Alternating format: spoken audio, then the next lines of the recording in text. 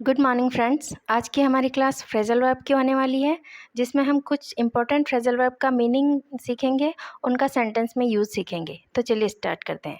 सबसे पहला phrasal verb है कट डाउन। इसका मीनिंग हो जाएगा टू मेक समथिंग शॉर्टर या फिर रिड्यूस, यानी किसी चीज़ को शॉर्ट करना, छोटा करना या कम करना, संक्षिप्त करना, किसी में कटौती करना। You must cut down your expenditure, यानी तुम्हें अपने खर्चे कम करने चाहिए। एक्सपेंडिचर यानी खर्चे।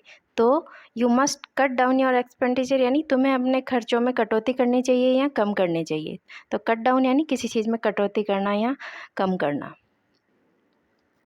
नेक्स्ट फ्रेजल वर्ब है कट ऑफ। इसका मीनिंग हो जाएगा टू स्टॉप और इंटरप्ट समबडीज टेलीफोन कन्वर्सेशन, यानी किसी के फ़ोन की वार्ता के बीच में रोक देना या उसमें बाधा पहुंचाना।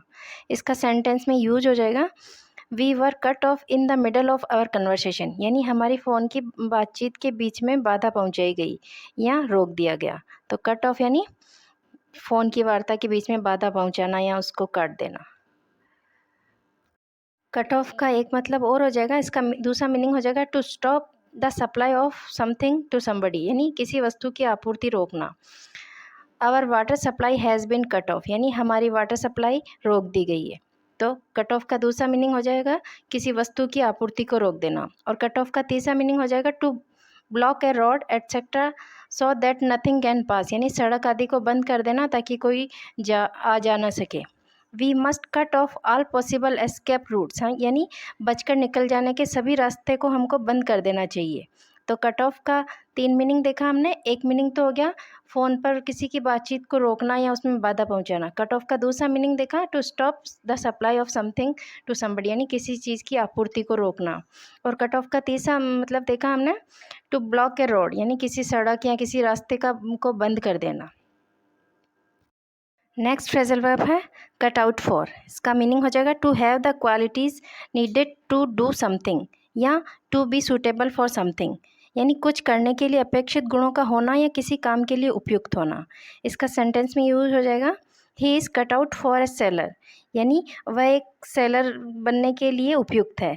तो कट आउट फॉर का मीनिंग हो जाएगा किसी भी काम के लिए अपेक्षित गुणों से संपन्न होना या किसी काम के लिए उपयुक्त होना। तो cut out for a seller यानी वह सेलर बनने के लिए उपयुक्त है। नेक्स्ट फ्रेजल वर्ब है डन फॉर। इसका मीनिंग हो जाएगा टू डिस्ट्रॉय और किल समबडी और समथिंग और ruined, यानी किसी को मार देना या बर्बाद हो जाना। He is done for completely, यानी वह पूरी तरह से बर्बाद हो गया है। तो डन फॉर यानी बर्बाद हो जाना। नेक्स्ट है डन अप। इसका मीनिंग हो जाएगा फैटिग्ड और एग्जॉस्टेड, यानी थका हुआ होना। Having walk 20 miles he is quite done up, यानी 20 माइल्स की वॉकिंग करने के बाद वह कम्प्लीटली या वह काफ़ी थका हुआ है। तो he is quite done up यानी वह काफ़ी थका हुआ है। तो डन अप यानी थका हुआ होना, एग्जॉस्टेड या फैटिग्ड होना। अब हम फॉल वर्ब से बनने वाली फ्रेजल वर्ब देखेंगे। तो सबसे पहली है फॉल बैक। इसका मीनिंग हो जाएगा रिट्रीट, विड्रा, यील्ड, यानी किसी बात से पीछे हटना, दबना, झुकना या किसी बात को मान लेना। इसका सेंटेंस में यूज हो जाएगा at last the writers fell back, यानी अंत में जो वो उपद्रवी या विद्रोही थे उनको दबना पड़ा, झुकना पड़ा या पीछे हटना पड़ा। तो राइटर्स यानी विद्रोही या उपद्रवी, और फॉल बैक यानी पीछे हटना, झुकना या किसी बात को मान लेना।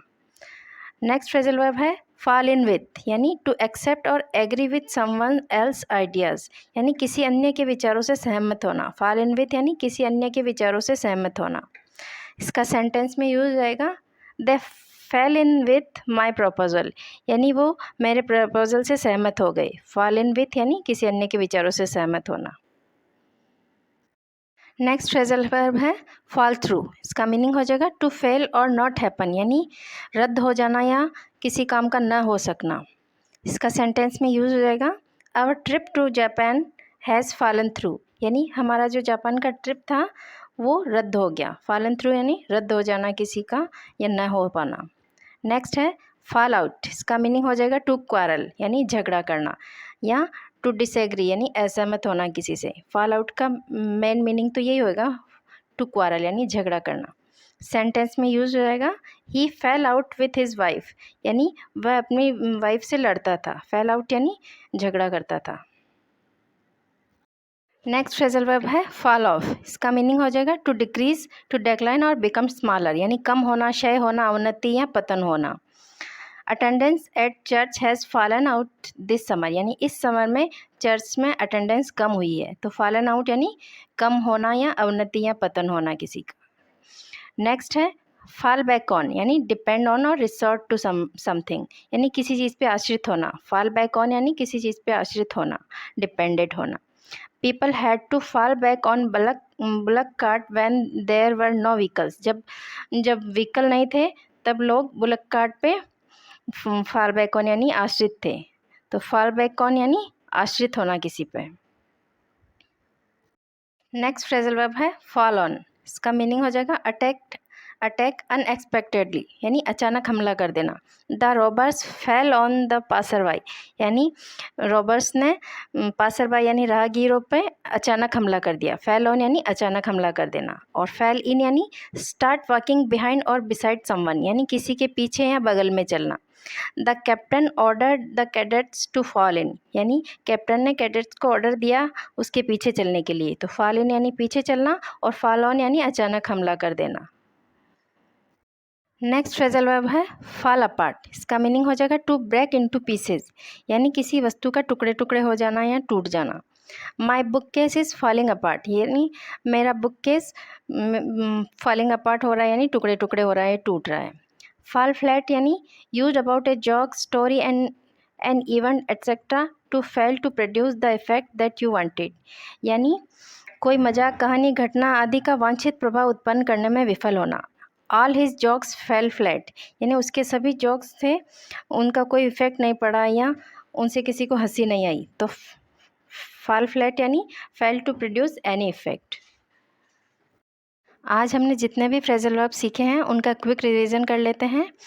तो कट डाउन यानी टू मेक समथिंग शॉर्टर, यानी किसी चीज़ को छोटा करना, संक्षिप्त करना या किसी में कटौती करना। कट ऑफ यानी to interrupt somebody's telephone conversation, यानी किसी के टेलीफोन की कन्वर्सेशन में इंटरप्ट करना या बाधा पहुंचाना।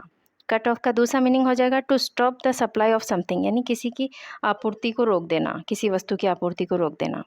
कट ऑफ का तीसरा मीनिंग हो जाएगा टू ब्लॉक ए रोड, यानी किसी रोड को ब्लॉक कर देना।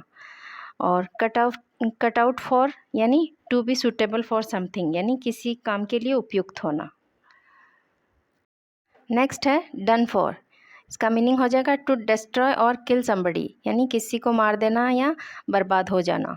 डन अप, इसका मीनिंग हो जाएगा फैटिग्ड या थका हुआ होना। फॉल बैक, इसका मीनिंग हो जाएगा रिट्रीट, विड्रा, यानी पीछे हटना, दबना या झुकना या किसी की बात को मानना। फॉल बैक ऑन यानी डिपेंड ऑन या रिसोर्ट टू समथिंग, यानी किसी पर आश्रित होना, डिपेंडेंट होना। नेक्स्ट है फॉल इन विथ, यानी to agree with someone else ideas, यानी किसी अन्य के विचारों से सहमत होना। फॉल थ्रू, टू फेल और नॉट हैपन, यानी किसी काम का नहीं होना या किसी चीज़ का फेल हो जाना, अनसक्सेसफुल हो जाना। फॉल आउट यानी टू क्वारल और डिसएग्री, यानी फॉल आउट यानी झगड़ा करना या असहमत होना। फॉल ऑफ यानी टू डिक्रीज, यानी किसी चीज़ का कम होना। फॉल ऑफ यानी टू डिक्रीज, यानी किसी चीज़ का कम होना।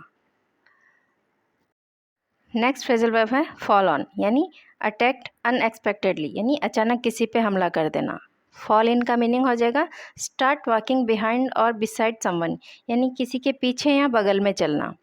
फॉल अपार्ट यानी टू ब्रेक इनटू पीसेज, यानी टुकड़ों में टूट जाना, किसी वस्तु का टुकड़े टुकड़े हो जाना। फॉल फ्लैट यानी fail to produce any effect, यानी किसी भी प्रभाव को उत्पन्न करने में असफल होना। आज की क्लास आपको पसंद आई है तो प्लीज़ वीडियो को लाइक करें, चैनल को सब्सक्राइब करें और क्लास को अपने फ्रेंड्स के साथ शेयर करें। Thanks for watching.